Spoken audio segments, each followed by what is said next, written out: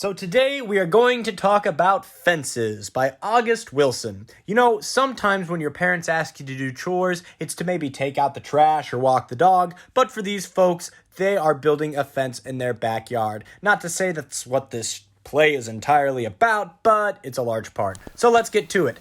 Act 1, Scene 1. It's Friday, which means it's Troy and Bono's payday. They work as garbage men and are walking home to Troy's house, shooting the lip in the meantime.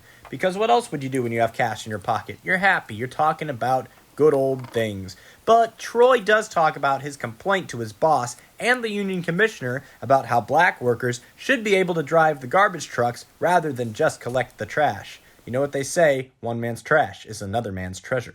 Bono mentions how he's seen Troy around another woman's house. Her name's Alberta, but Troy totally denies it.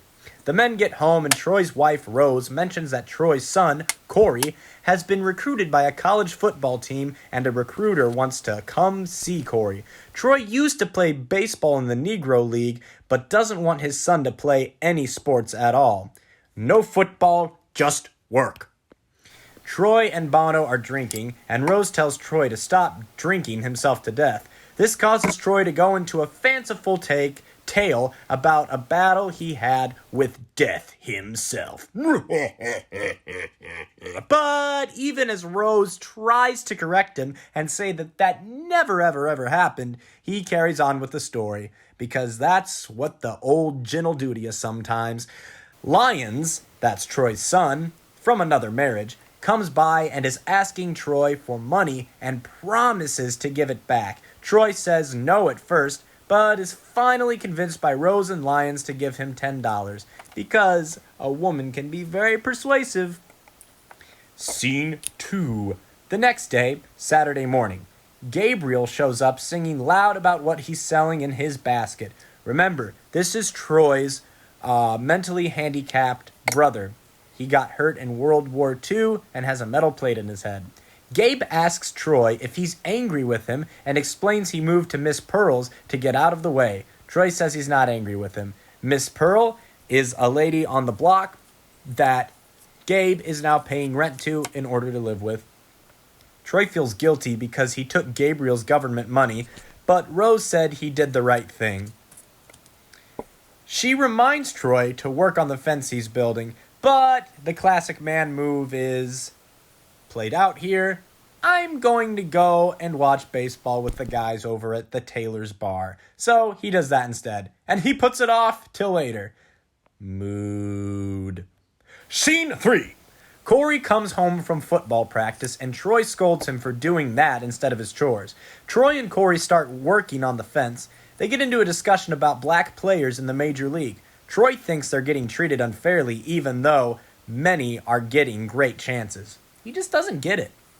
He says he won't sign Corey's papers to play college football even though a coach from North Carolina is coming for Corey. He says he'd rather have his son work at the A&P grocery. Corey says he quit his job and is being saved until the end of the season, that being his job. But Troy demands he get his job back. That's what he gets for being honest with Troy.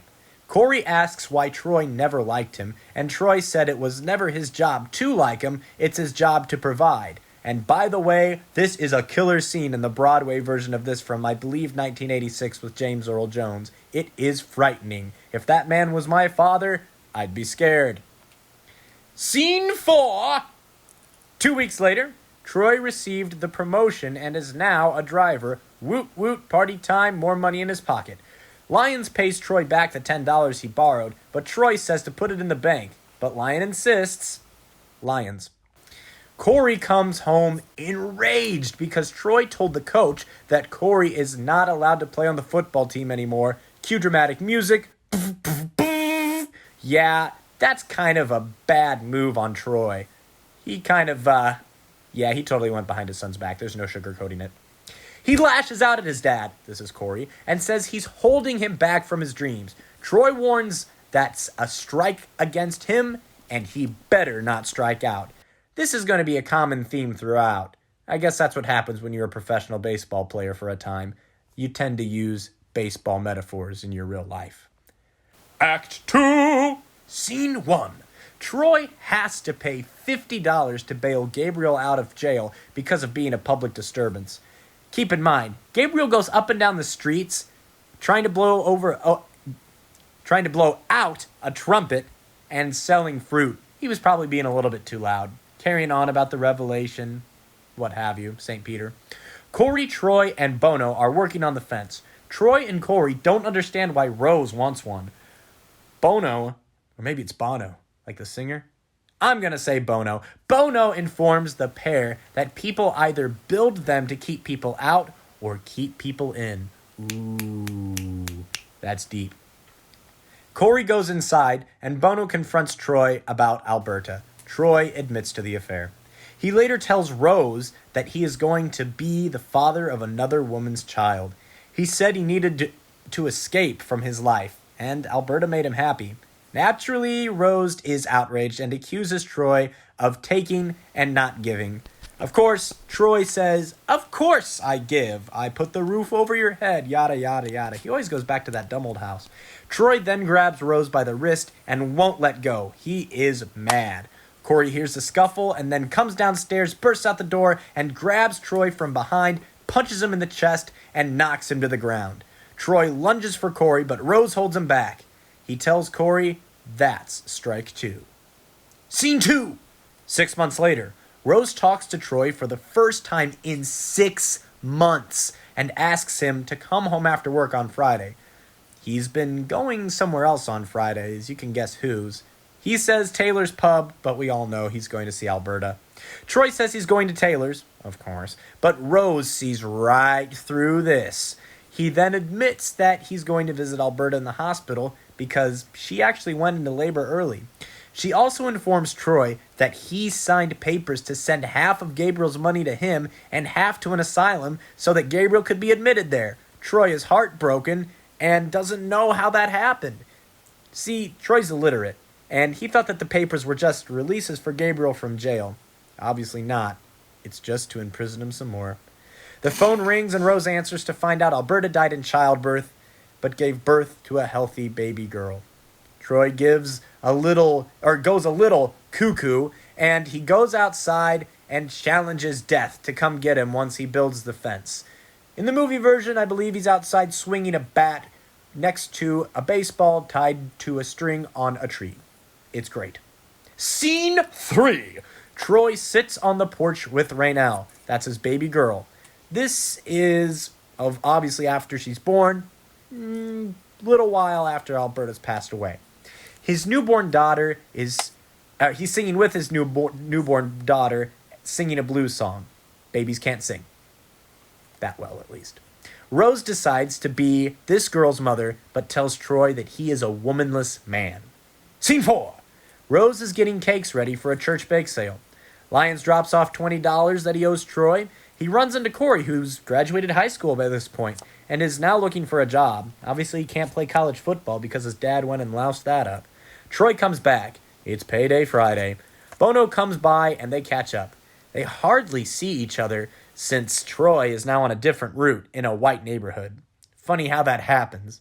He was getting mad that black drivers can't drive. Finally gets an opportunity, and they stick him in a white neighborhood.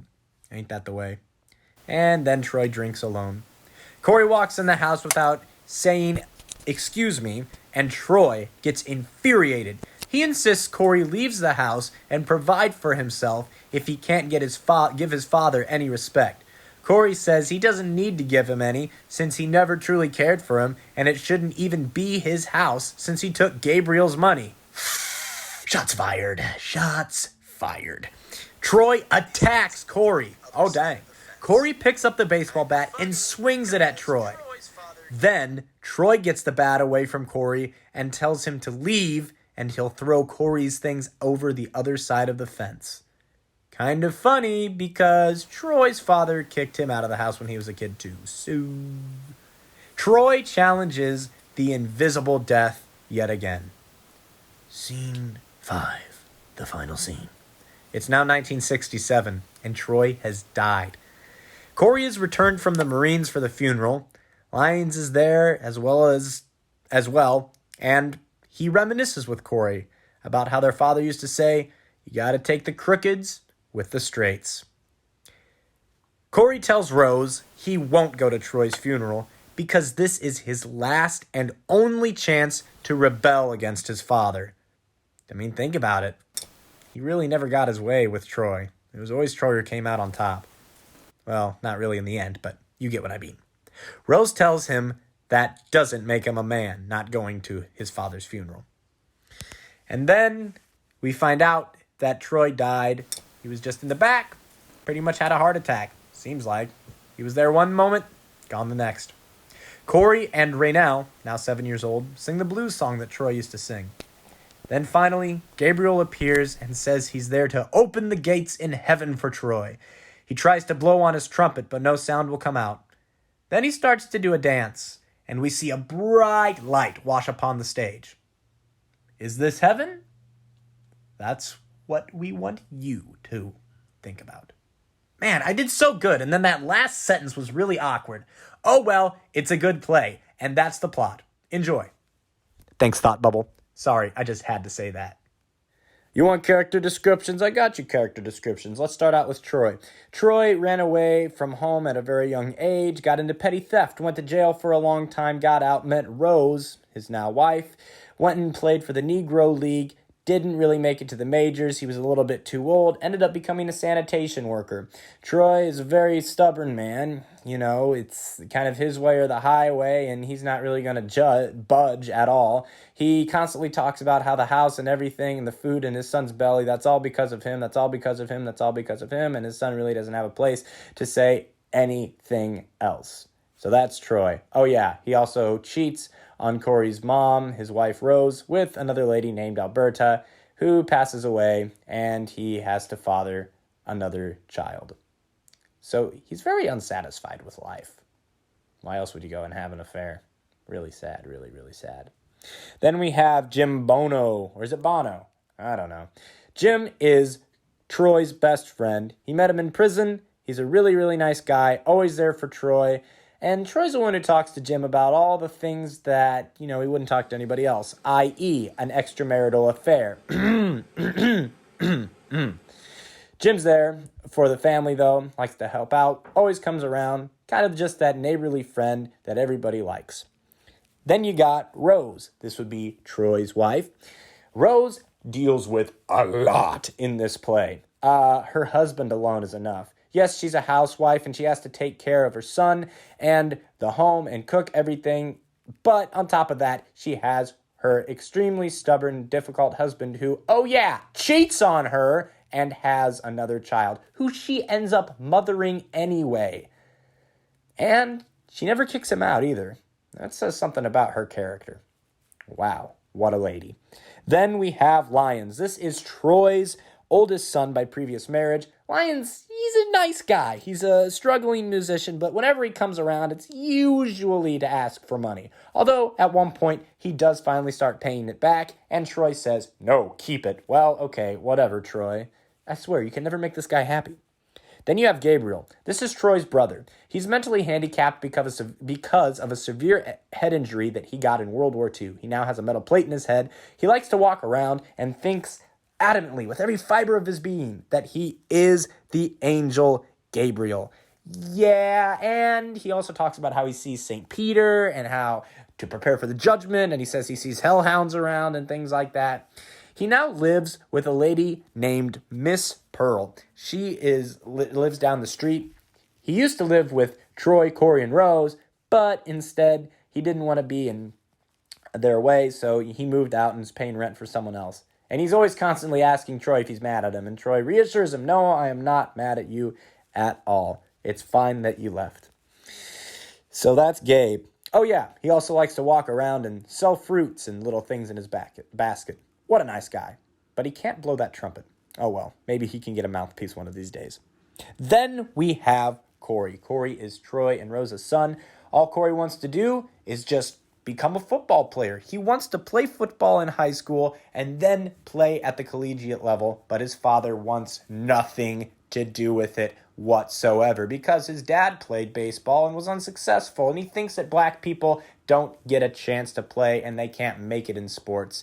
He says you need to get a good job where you can actually have some security and money. Go down to that grocery store and get a job. But Corey goes behind his back, plays football anyway, and Troy finds out, is not too happy, and basically tells the coach, yeah, my son's not playing football. Then Corey, this of course enrages Corey, and then throughout the rest of the play from this point on, he really resents his father. I mean, I could see why. And at one point he even talks about how his dad is like a shadow, always following him, which is a really, really, really strong image. I think that resonates with a lot of people. So we find out that beyond football, all Corey really wanted to do was actually kind of stand up to his dad, which is why in the very last scene of the play, he doesn't even want to go to his dad's own funeral. But of course, his tough-as-nails mother, Rose, says, yeah, that does not make you a man. So, but that's Corey. Oh yeah, he also went to the Marines after his father, years after graduation from high school, and he comes back for his father's funeral. He's in a Marines uniform, so that's pretty cool for him. Didn't do football, but served the country. And then finally, we have Raynell. Now, this is Troy's daughter that he got from his extramarital affair with Alberta. She is 7 years old in the last scene, and she never has seen Corey. But there's a really lovely little moment where she's like, are you Corey? And he's like, yeah, hi, I'm Corey. It's kind of funny. She's like, oh, yeah, like I live in your room or whatever. That's Papa always used to call that Corey's room. Well, it was kind of sweet when they finally met. So that's Raynell. And man, does she have quite a past with her father. Well, before she was born, obviously.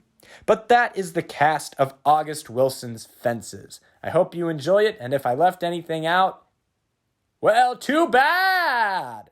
Because we're done.